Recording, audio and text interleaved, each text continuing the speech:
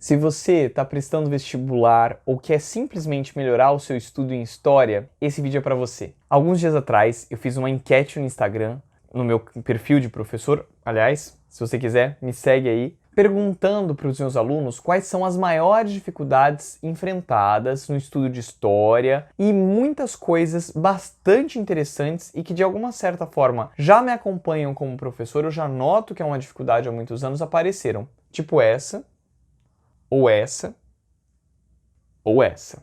São pertinentes e bastante recorrentes alguns pedidos de como melhorar o estudo de história. Se você está se preparando para prestar vestibular, concurso público, vem comigo. Esse vídeo é para você, eu vou te ajudar.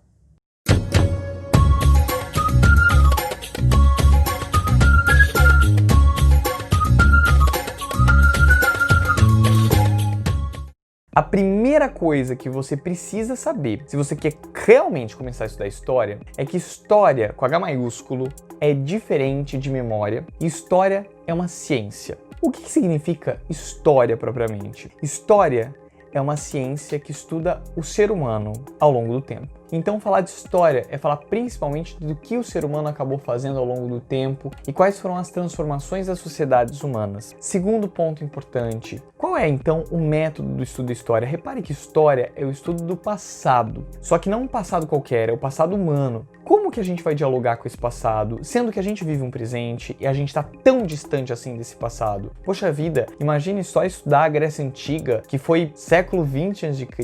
Cara, é muito tempo. Então, para isso, a gente tem método. E aí que entra a grande questão. História com H maiúsculo, ela apresenta método. Ela tem crítica. Ela tem que se basear em algum resquício do passado, como documentos. A documentação é muito utilizada pelos historiadores. Documentos aqui podem ser claramente os documentos escritos, que muito possivelmente é o primeiro que vem na sua cabeça. Mas documento pra gente também pode ser um quadro, uma obra de arte, uma fotografia, um objeto, uma relíquia, algum artefato histórico. Tudo isso pra gente pode ser usado para o estudo de história. Segundo ponto importante, tem também uma outra fonte que é usada para o estudo de história, que é a nossa fonte oral, a nossa memória, sim, pessoas vivas, seres humanos, que trazem oralidades, trazem histórias, períodos que viveram, pessoas mais velhas. Essas pessoas também trazem as suas memórias e que servem de fonte para a história. Mas cuidado, história com H maiúsculo é diferente, veja aí, de memória.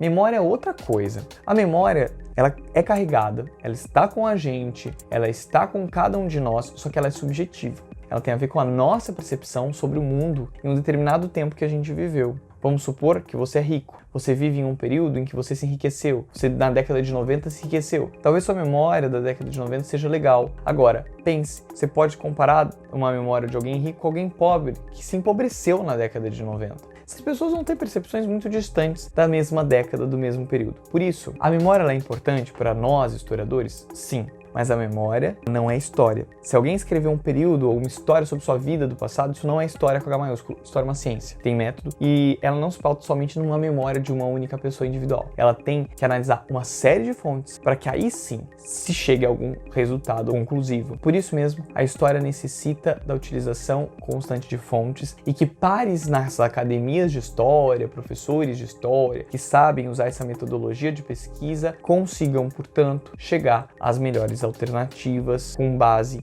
em bastante método. Mas por que é importante saber que história é diferente de memória? Por que é importante saber que nós, historiadores, usamos tanta documentação assim? Para você que presta vestibular e concurso, porque é fundamental para você resolver exercício. Só para você ter essa noção. Cara, sabendo que o historiador usa documento e analisa o passado através de fontes, às vezes os concursos ou os vestibulares querem que você seja um pouquinho historiador, que você saiba analisar fontes, tabelas, gráficos, charts, imagens históricas, sempre com um olhar de historiador. Então, a primeira dica, tá? Para você começar a estudar melhor, sempre que você for resolver exercícios ou mesmo ler apostila apostilas de história, se atente aos documentos, veja uma imagem, veja um texto histórico e olhe a legenda. Veja de onde aquele texto foi tirado, veja qual é a data que ele foi feito, contextualize tudo e saiba que o mundo, ou pelo menos a região em que aquele texto, aquela imagem, aquele gráfico, aquela charge foi produzida, passava naquela conjuntura. É a partir daí que você consegue começar a olhar para essa matéria. Segundo ponto importante, cuidado. Analisar o passado requer método. Falei isso várias vezes. E que método, então, nós usamos como historiadores? Na verdade, são vários métodos. Existe uma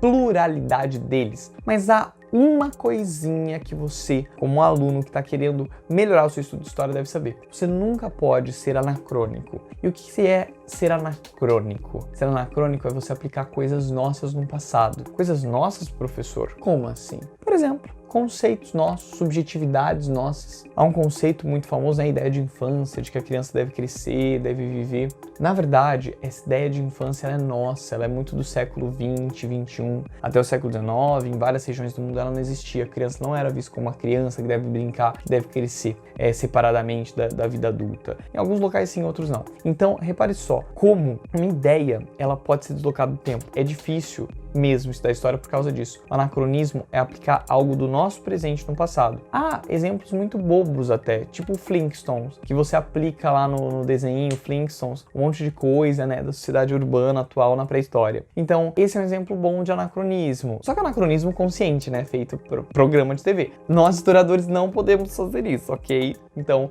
cuidado aí para você não ser meio Flintstone na sua prova de vestibular. Outro ponto importante, além do anacronismo, é interessante vocês verem a quantidade de gente me perguntando sobre cronologia. Professor, como é que eu vou me organizar com o que veio antes, o que veio depois? Eu tenho dificuldades em linkar o que está acontecendo na Europa com o Brasil. Bom, então vem comigo, esse é outro momento aí da periodização. Periodização é difícil, até porque aqui no Brasil a gente usa uma periodização bastante clássica, diria categórica. Geralmente há uma linha do tempo que é usada, que diz o seguinte: tem um período enorme da história que teria começado a partir do surgimento dos primeiros hominídeos e teria ido até mais ou menos 4.000 a.C. Esse período seria chamado de pré-história. Depois de 4.000 a.C., você entra num período que vai até mais ou menos 476, que é o período que a gente chama de período da Idade Antiga, das primeiras grandes civilizações. Aí de 476 para frente, até 1453, a gente entra naquilo que a gente chama de Idade Média. De 1453 até 1769,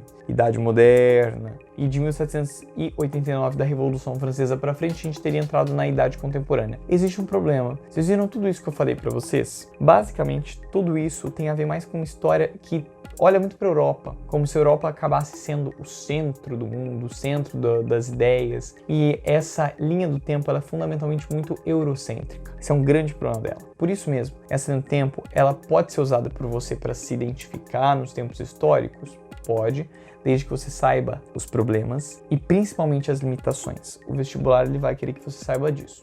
Gente, um problema fundamental dessa linha do tempo é que ela tem uma ideia de progresso, que é falsa para nós historiadores, que é uma ideia de progresso, de que a sociedade humana sairia de um ponto menos desenvolvido para um ponto mais desenvolvido, como numa linha reta. A história mostra que isso não acontece. Até quando a gente tem um grande desenvolvimento tecnológico, a humanidade achava que estava caminhando, veio uma guerra. A tecnologia foi usada para destruição. Então essa ideia de progresso, ela é bastante complicada. Segundo, essa linha do tempo ela é eurocêntrica. Ela coloca a Europa como sendo o centro da história mundial. Claro que isso acontece pela dominação europeia imperialista a partir do século XIX. É até um imperialismo da própria história europeia, apagando as particularidades das histórias do resto do mundo. E uma última coisa, falar de periodização acaba levando a gente para uma das grandes, talvez a maior das dúvidas que a maioria dos alunos tem. Como relacionar os processos, os períodos históricos, como relacionar aquilo que está acontecendo nos Estados Unidos com o que está acontecendo no Brasil, com a influência europeia, o que está acontecendo na África. É muito difícil mesmo. É claro que a gente sabe. E tem um detalhe, se você estuda ainda para vestibular e concurso, você fica vendo nas aulas vários detalhezinhos mesmo, né? Pontinhos da matéria, e pode ser que você acabe se perdendo no todo. Dica 1 para estudo 1. fundamental assim, de base total. Cara, estude através de séculos. Compartimente na sua memória séculos históricos. Estude, por exemplo, o século XVII, as particularidades, a essência dele. 18, 19, vou dar um exemplo. Vamos pensar, por exemplo, no século XVII.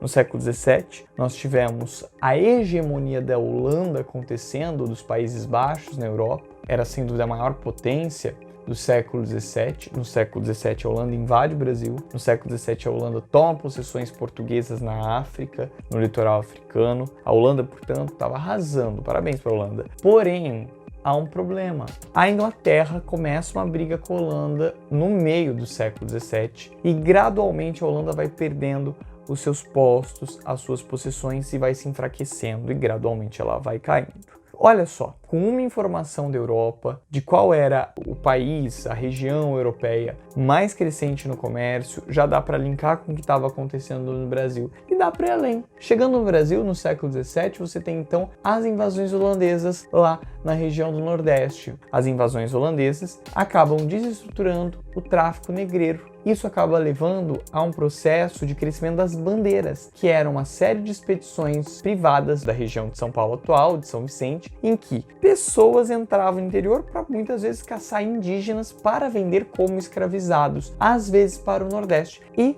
é nessa conjuntura em que você tem a invasão holandesa, você também tem aquele grande movimento de fugas de escravizados negros e a fundação de vários quilombos no interior. Isso tudo pode ser relacionado só com algumas informações. Então, construa mapas na sua cabeça, linke a Europa com o Brasil e as particularidades do Brasil. Isso vai te ajudar muito. Outro ponto. Além dessa questão dos séculos propriamente, e o estudo de séculos, com relação aos detalhes. Mas, professor, tem muito detalhe. Eu vou ter que lembrar dos detalhes para uma prova, tipo a FUVEST? Vai. Mas a grande questão é que dá para resolver, eu diria que 80% das questões entendendo o contexto geral.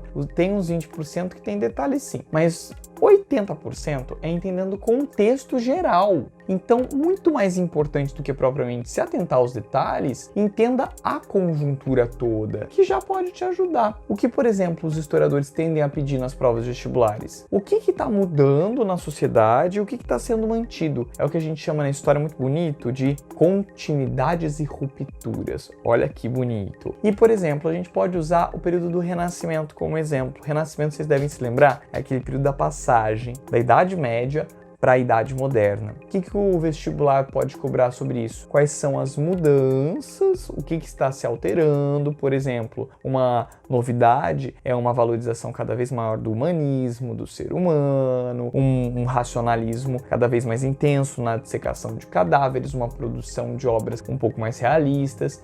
Em compensação, uma contraposição. Há uma continuidade medieval muito grande no Renascimento, elementos muito católicos, muito cristãos nas artes sacras, e isso tudo se mantém. Então, repare bem, ao invés de ficar focando nas firulas, foque na essência. Se você não entendeu a essência, você não vai lembrar da firula. Então, entenda a essência, entenda o conceito, o contexto, a conjuntura, o que está sendo explicado, transformação, mudança do feudalismo para o capitalismo. Entenda o que está acontecendo primeiro, para aí você ir para os detalhes e para os pormenores. Se você entende o todo, pegar aquelas partezinhas que faltam, fica mais fácil depois. Essas são as principais dicas para vocês. E a partir daí, comece a organizar os seus estudos dessa maneira como eu contei, sabendo que é história, usando uma periodização eurocêntrica, mas sabendo os problemas dela e, portanto, já se desconstruindo em relação a ela. E um terceiro ponto, entenda sempre o contexto geral, use séculos para fazer os links mentais na sua cabeça e os detalhes saem por último. O retoque da obra é sempre por último, né? Então, leve isso para o seu estudo. Bom segundo semestre, arrasem e, claro, se organiza.